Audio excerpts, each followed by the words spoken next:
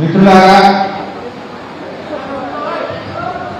శాసనసభ ఎన్నికలు ముగిసినాయి. ఇప్పుడిప్పుడే రాష్ట్రంలోని కాంగ్రెస్ ప్రభుత్వం యొక్క మోసపూరిత వైఖరి, వారి నిజ స్వరూపాన్ని విజ్ఞులైనటువంటి తెలంగాణ ప్రజలు అర్థం చేసుకుంటా ఉన్నారు. 100 రోజుల కాంగ్రెస్ పాలన పరిశీలిస్తే వీళ్ళేదో ఉద్ధరిస్తారనుకున్నారు. బాండ్ పేపర్లు రాసిచ్చింది కదా, మాట మీద నిలబడతారనుకున్నారు. ఉద్ధరించుడు మాట దేవుడు కానీ ఉద్ధర మాటలు మాత్రం చెప్తున్నారు కాంగ్రెస్ వాళ్ళు. అన్ని ఉద్ధర మాటలు, రేపిస్తాం మాపిస్తాం. ఆ రోజు ఏం చెప్పింది ఎన్నికల ముందు? వాళ్ళ ప్రజలు నమ్ముతలేరని నోటరీ డాక్యుమెంట్ బాండ్ పేపర్లు తెచ్చి ఇంటికి వచ్చింది. చివరికి ఇది సోనియా గాంధీ మాట, ఇది ఏఐసిసి మాట, ఇది రాహుల్ గాంధీ మీకు ఇస్తున్న వాగ్దానం అని చెప్పింది. అంటే ప్రజల్ని నమ్మించే ప్రయత్నం చేసింది. కానీ జరిగింది 100 రోజుల్లో 6 గ్యారెంటీలు 13 హామీలు అమలు చేస్తామన్నారు. మొదటి అసెంబ్లీలోనే 6 గ్యారెంటీలకు చట్టబద్ధత తెస్తామని చెప్పింది. తెచ్చిన చట్టబద్ధత 3 సార్లు అసెంబ్లీ జరిగింది, కానీ 6 గ్యారెంటీల మీద చట్టబద్ధత తెలియదు కాంగ్రెస్ ప్రభుత్వం. 6 గ్యారెంటీలో మొదటి హామీ, 6 గ్యారెంటీలో 13 ముచ్చట్ల. అలా మొట్టమొదటి హామీ ఏంటంటే మహిళలకు 2500 రూపాయలు ప్రతి నెల ఇస్తా. మహాలక్ష్మి పేరు మీద 18 ఏళ్ళు నిండిన అక్కా చెల్లెలకు నెలకు 2500 1వ తారీఖు నాడు ఇస్తాము అని చెప్పిందాలే. పడ్డాయో కన్నా మిగతా పడ్డాయో కన్నా మరి కుల్ల మనం ఈ ఎలక్షన్లలో జనంకి ఒకటే మాట చెప్పాలి. 100 రోజులు నిండిందా లేదా? 2500 రూపాయలు అక్కా చెల్లెళ్ళు కాంగ్రెస్ పార్టీ కోటైంది. పడవాళ్ళందరూ కాంగ్రెస్ కోటైంది.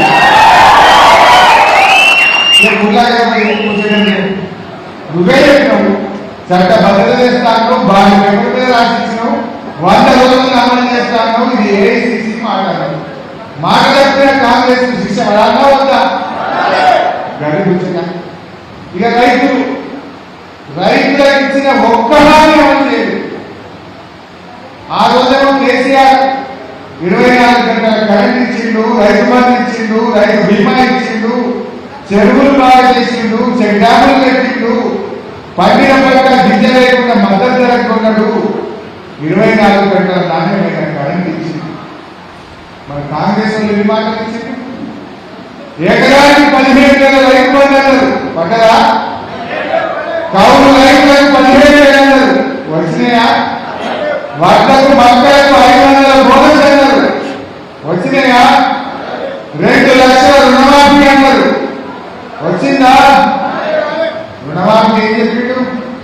డిసెంబర్ 9 నాడు ప్రమాణ స్వీకారం చేయగానే మొదటి సంతకం ఏకకాలంలో 2 లక్షల రుణమాఫీ అన్నారు.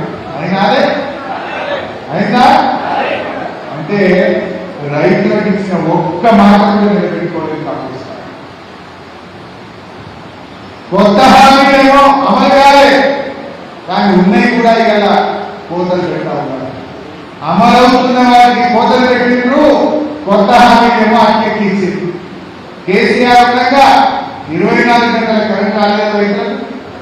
ఇవాళ వస్తున్నారే, సాయంత్రం 5 పోతే రాత్రి 12 వస్తుంది, 11 12 పొద్దుదారకుండా ఎప్పుడొస్తుందో ఎప్పుడవుతుంది.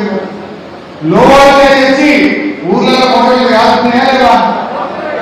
ప్రతి రైతుని పంటకు ఒక్కసారి 2 సార్లు మోటార్ కాదు. ఇందాక ఊరికి పోతారు చెప్పారు, 3 సార్లు కాలేదు మోటార్. 4 ఎకరాలు 3 ఎకరాలు నాటేస్తే 3 సార్లు కాలేదు మోటార్ అన్నట్టు.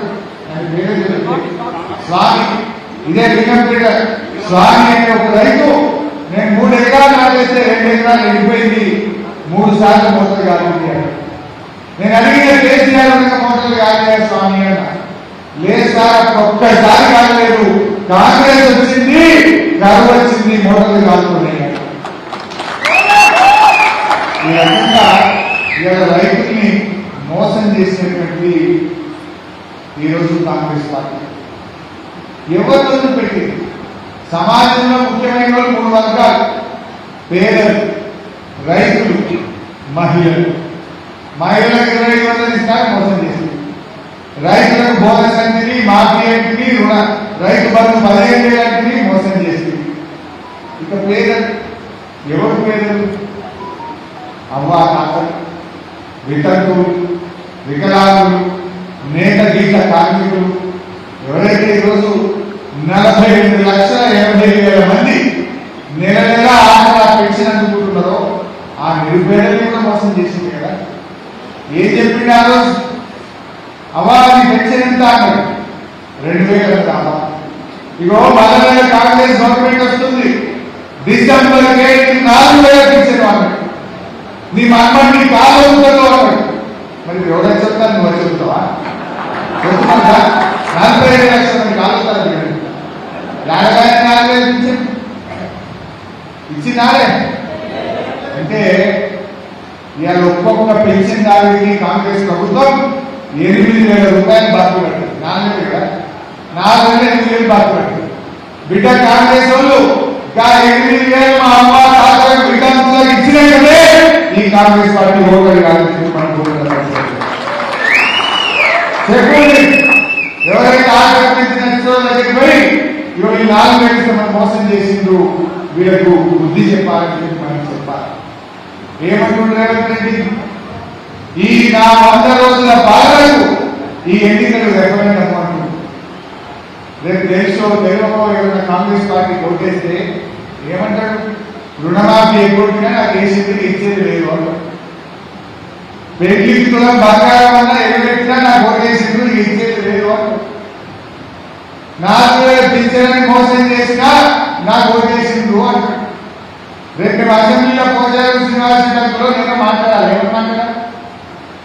మేము వేసి మాట్లాడితే ఏమంటాడు? ఏమి అంటే నాకే ఓటేసి కూర్చోవాలి అంటాడు. మనం మేము గట్టిగా కలబెట్టి అడిగామా అసెంబ్లీలో? రేపు మేము అడగాలంటే ఈ ఎన్నికల్లో కాంగ్రెస్ పార్టీకి సూర్పు పెట్టాలి. కళ్ళు రాసి మాట్లాడితే రేపు అసెంబ్లీలో పోచారం శ్రీనివాసరెడ్డి గారు నేను చెరతగిట్టు బల్ల బుద్ధి ఏమైనా